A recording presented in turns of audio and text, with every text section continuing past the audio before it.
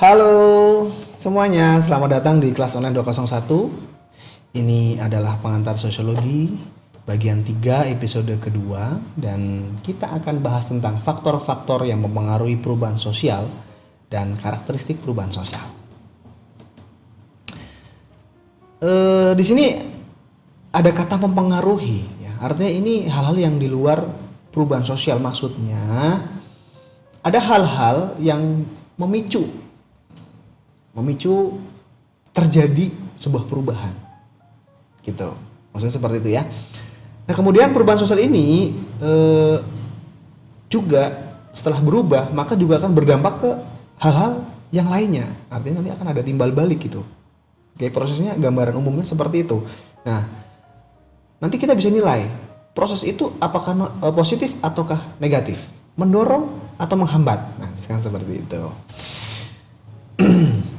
Nah, sedangkan yang kedua adalah karakteristik. Ini biar gampang kamu pahami, sementara ya seperti ciri-ciri lah ya. Hal-hal yang menjadi ciri. Kalau situasi atau peristiwa macam ini berarti ada perubahan dalam masyarakat nih gitu. Oh, pantesan ini ciri-cirinya seperti ini nih. Maka ini berarti sekarang terjadi perubahan. Kamu tiba-tiba ngechatnya pendek-pendek. Oh, berarti ada yang berubah. Gitu.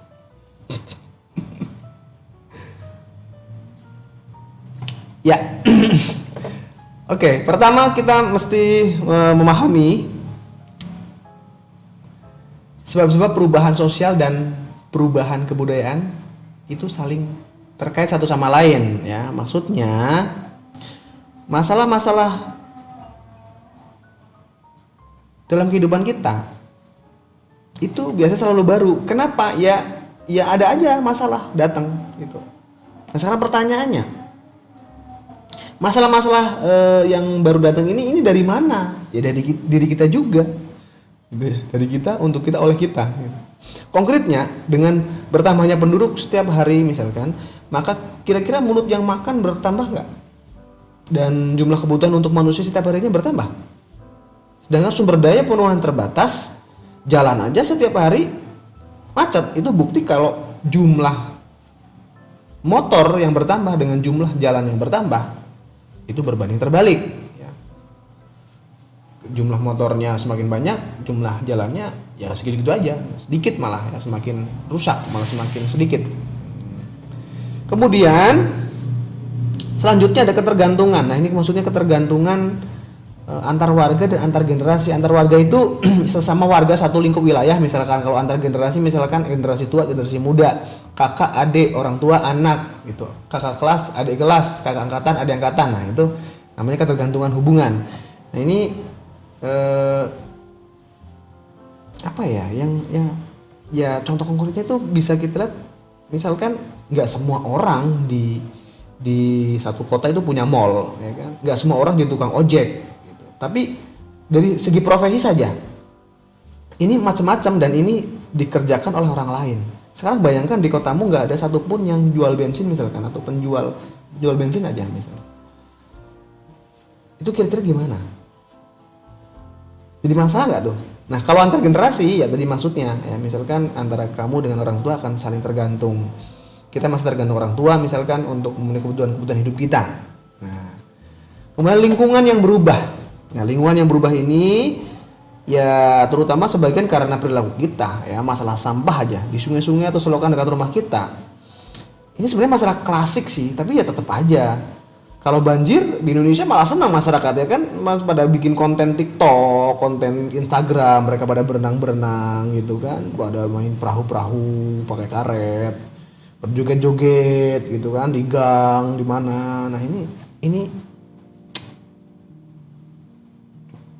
susah ya karena kebanyakan telepon kali ini. BTW juga Bapak juga suka telepon ya.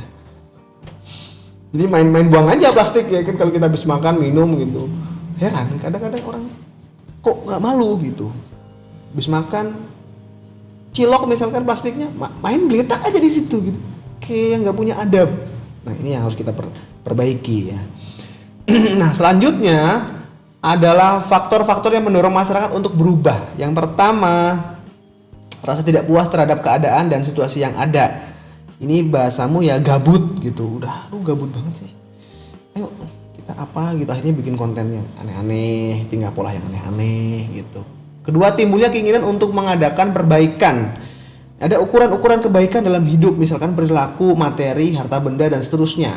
Ini juga mempengaruhi masyarakat untuk berusaha atau untuk menggapai sesuatu, misalkan, wah aku sekarang baru punya rumah satu, pengen punya rumah dua, misalkan begitu ya. Wah aku masih handphone gini-gini aja, aku pengen yang gambar jeruk lah, yang jeruk digigit, yang jeruk apel digigit, misalkan seperti itu.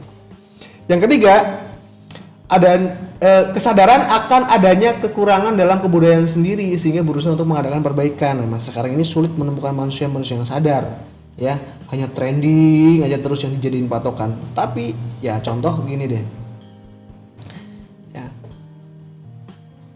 ada konten-konten yang juga bermanfaat gitu. Tetapi yang tidak bermanfaat juga lebih banyak. Sekarang YouTube aja itu masih sering isinya itu, coba bayangin ya, di YouTube bukan banyak ya, ada konten 2 jam nggak ngapa-ngapain, ini yang nonton ratusan ribu. Apakah sudah sebegitu gabutnya kita sih? Apakah sudah tidak seberartikah hidup ini sampai yang kayak gitu-gitu malah jadi semakin merajalela gitu? Emosi sebenarnya, tapi ya kenyataannya hidup memang seperti itu. Bisa apa ya? Cuma bisa ngebatin doang. Next, nomor 4, adanya usaha masyarakat untuk menyesuaikan diri dengan keperluan, keadaan, dan kondisi baru yang timbul sejalan dengan pertumbuhan masyarakat. Adaptasi ya, adaptasi misalnya kayak kondisi kita kayak new normal misalkan. Terus sekarang ngetrennya tuh sepedaan, yang diyakini sepedaan ini tuh sebagai akibat naiknya kesadaran akan gaya hidup sehat. Ini kita akan lihat ya, tren sepeda ini sampai bulan apa nih ya, sampai kapan nih, bosen nggak mereka? Bosen nggak kalian ya? No, sekarang iya ya kan. Yang paling belum aku bisa pahami ya, jam 11 malam mereka itu sepedaan. Jam 11 malam. Mereka alasan apa? Alasan macet? Enggak di kota-kota kecil juga enggak semacet Jakarta juga kali, ya kan? Jam 11 malam mereka sepedaan sendirian di kan, cilang-cilang nggak jelas. Ngapain coba mereka tuh, ngapain coba? Ya kan? Sebegitu gabutkah hidup kita? Next, banyaknya kesulitan yang dihadapi yang memungkinkan manusia berusaha untuk dapat mengatasinya. Nah ini makin banyak dari kita mengatakan hidup makin sulit, bener coy ya. Bahkan memenuhi kebutuhan pokok aja, misalnya sandang, pangan, papan, itu bagi sebagian besar orang zaman sekarang itu belum tentu cukup loh, ya, belum tentu cukup loh. Ya mungkin bagi sebagian kalian, mungkin bagian kecil kalian tuh kan nggak pernah mikir makan gimana, seperti apa. Tapi di luar sana sebagian besar dari kita, bisa makan mie instan aja itu udah sangat bersyukur. Ya. Someday you will understand about it. Someday. Nomor 6. Sikap terbuka dari masyarakat terhadap hal-hal baru, baik yang datang dari dalam maupun dari luar masyarakat. Nah ini karena ada banyaknya tekanan, kesulitan, keterbatasan dalam hidup, maka akhirnya banyak orang memiliki pemikiran dan perilaku yang terbuka. Sudahlah, kita terima saja, memang perubahannya begini. Akhirnya mengesampingkan ego demi kemajuan. Itu ada ya. Bagi sekarang kan modelnya tren ya, baru, ada yang baru apa, orang yang belum pernah lihat apa, orang langsung membicarakannya, langsung ngetren gitu. Nah, contoh konkret lainnya misalkan di zaman seperti ini kolaborasi itu ya menjadi sangat penting ya, kerjasama, collab, terus kemudian ada mutualan seperti itu menjadi sangat penting hari ini. Ini demi kemajuan hidup bersama. Nah, kemudian yang ketujuh, tingkat kebutuhan masyarakat yang semakin kompleks dan adanya keinginan untuk meningkatkan taraf hidup. Nah, di kompleks maksudnya bukan kompleks perumahan. Kompleks itu artinya riweh, ribet, ruwet, banyak. Ini itu banyak sekali ya.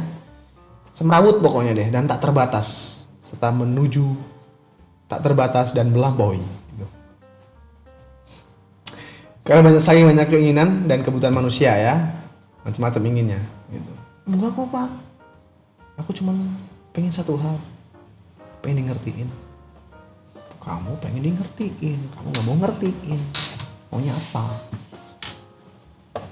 Nomor 8, sistem pendidikan memberikan nilai-nilai tertentu bagi manusia untuk meraih masa depan yang lebih baik. Maksudnya, ini melalui sekolah kalian akan tahu bahwa berbagai macam keterampilan dalam cara berpikir, dalam cara praktek sesuatu, ya, itu secara teori ataupun secara praktek, secara teknis itu bisa diasah melalui sistem pendidikan. Gitu. Walaupun kalau kita melihat sistem pendidikan kita dan dunia pendidikan Indonesia, iya, masih banyak sekali benturan-benturan, masih banyak sekali ya belumlah sempurna. Nah, PR-nya adalah kita bersama, ya, nggak usah nyalain, oh pemerintah begitu, gurunya begitu, muridnya begitu, orang tuanya begitu, sekolah begitu. Kalau semua salah menyalah, tuding menuding, tunjuk menunjuk, nggak akan ada selesainya. Oke, kita akan cari solusi ke depan. Itu adalah cara berpikir cerdas, ya.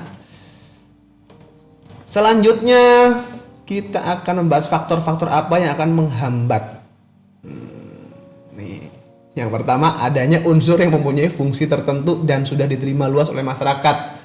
Itu bisa tentang mitos, agama dan seterusnya. Ya, jadi bagian tradisi misalkan itu sudah lama ya kan, memang keluarga aku turun temurun tuh kayak gini gitu.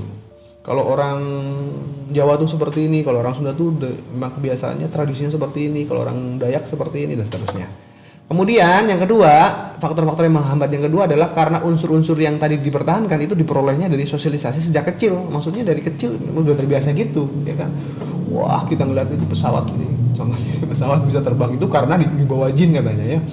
Pakai logika aja, mana ada besi sebar 50 tahun bisa melayang di udara. Engineer itu sebenarnya ahli ilmu hitam. Nah, ini dari kecil biasanya mereka itu sering dijejelin tentang ilmu-ilmu sihir gitu ya. Maka dia ketika gede akan berpikir seperti itu. Yang ketiga, adanya unsur yang menyangkut agama dan religi yang dianut. Nah, inilah. Ya, jadi warga Twitter contohnya ya, kalau ngomongin masalah agama, sosial, politik, wah berantem. Treat war gitu ya kan. Tapi kalau udah ngomongin hal-hal yang mesum, langsung ngumpul semua, diam semua. Dan perhatikan semua. Ini ya. Yang keempat, adanya unsur-unsur yang menyangkut ideologi dan filsafat hidup bangsa. Ini contohnya gini, kayak kemarin kita kenal ada ribut-ribut sedikit tentang katanya Pancasila mau diganti Ekasila atau Trisila itu kemarin ya. Nah, ini perlu kita cari tahu. Gitu. Mengapa? Apa benar Pancasila mau diganti dengan Ekasila gitu misalnya seperti itu. Nah, hal seperti itulah yang kemudian menjadi ramai dibicarakan karena ini menyangkut hajat hidup satu bangsa ya, falsafah hidup suatu bangsa. Nah, demikian ini 4 hal ini yang menghambat satu masalah itu berubah. Oke. Thank you, terima kasih sudah menyimak materi ini. Ambil positifnya, abaikan negatifnya. See you on next video.